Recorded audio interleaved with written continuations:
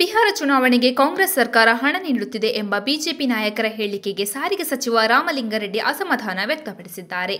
ಕರ್ನಾಟಕ ಬಿಜೆಪಿಯ ಸುಳ್ಳಿನ ಕಾರ್ಖಾನೆ ಮತ್ತು ಓವರ್ ಟೈಮ್ ಕೆಲಸ ಮಾಡುತ್ತಿದೆ. ಬಿಹಾರ ಚುನಾವಣೆಗೆ ನಮ್ಮ ಕಾಂಗ್ರೆಸ್ ಸರ್ಕಾರ ಹಣ ನೀಡುತ್ತಿದೆ ಎಂಬ ನಿಮ್ಮ ಕಲೋಕಲ್ಪಿತ ಆರೋಪ ಹಾಸ್ಯಾಸ್ಪದವಾಗಿದೆ. ನಿಮ್ಮ ಸುಳ್ಳಿನ ಸರಮಾಲೆಗೆ ಕೊನೆಯಿಲ್ಲವೇ? ಚುನಾವಣೆಗೆ ಅಕ್ರಮ ಭ್ರಷ್ಟಾಚಾರ ಹಣವನ್ನು ಬಳಸುವುದು ನಿಮ್ಮ ಜಾಯಮಾನ, ಕಾಂಗ್ರೆಸ್ನದಲ್ಲ ಎಂದು ಬಿಜೆಪಿ ವಿರುದ್ಧ ರಾಮಲಿಂಗಾರೆಡ್ಡಿ ಕಿಡಿಕಾರಿದರು.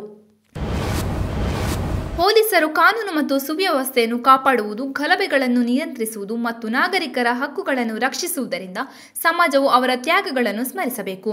ಇವೆಲ್ಲವೂ ರಾಜ್ಯದ ಅಭಿವೃದ್ಧಿಗೆ ಅಗತ್ಯ ಎಂದು ಮುಖ್ಯಮಂತ್ರಿ ಸಿದ್ದರಾಮಯ್ಯ ಹೇಳಿದರು.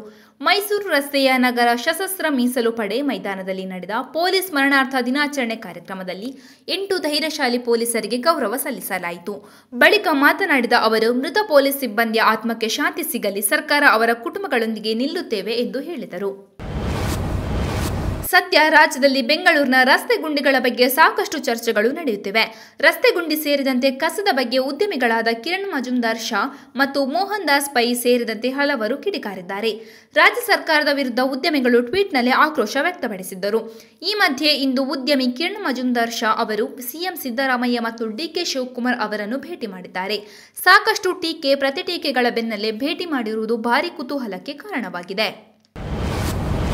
ಲಿಂಗಾಯತ ಮಠಾಧೀಶರು ಹಾಗೂ ಬಸವ ಪರಂಪರೆ ಕುರಿತು ಅವಹೇಳನಕಾರಿ ಹೇಳಿಕೆ ನೀಡಿದ್ದ ಕನ್ನೇರಿ ಮಠದ ಕಾಡ ಸಿದ್ದೇಶ್ವರ ಸ್ವಾಮಿ ವಿರುದ್ಧ ಕಳೆದ 7-8 ದಿನಗಳಿಂದ ಪ್ರತಿಭಟನೆಗಳು ಭುಗಿಲೆದ್ದಿದ್ದು ಎಲ್ಲೆಡೆ ಆಕ್ರೋಶಗಳು ವ್ಯಕ್ತವಾಗುತ್ತಿದೆ.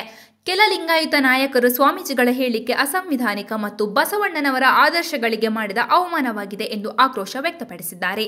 ಸ್ವಾಮೀಜಿಗಳ ಹೇಳಿಕೆ ವಿಜಯಪುರ, ಬೆಳಗಾವಿ, ಧಾರವಾಡ, ಕಲಬುರಗಿ, ಮಂಗಳೂರು, ಬಾಗಲಕೋಟೆ ಮತ್ತು ಹುನಗುಂದದಲ್ಲಿ ಪ್ರತಿಭಟನೆಗಳಿಗೆ ಕಾರಣವಾಗಿದೆ.